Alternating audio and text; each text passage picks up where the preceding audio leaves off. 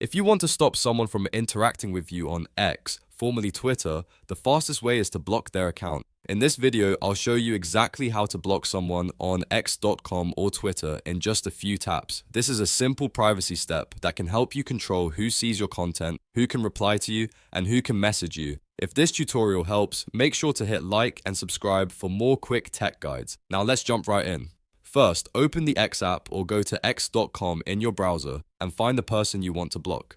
The easiest way to do this is by navigating to their profile directly. You can search for their name or username using the search bar, then tap or click on their profile to open it. Once you're on their profile page, look to the top right corner. You'll see the three dots, also known as the More icon. This menu gives you extra account options. Go ahead and tap or click those three dots. A list of actions will appear on your screen. From that menu, select Block. It will usually ask you to confirm your choice before completing the action, so take a moment to review it and then confirm the block. Once you do that, the account will be blocked immediately. That means they won't be able to follow you, see your posts in the same way, or interact with your account normally. If you ever change your mind later, you can always go back to that profile and unblock them using the same menu.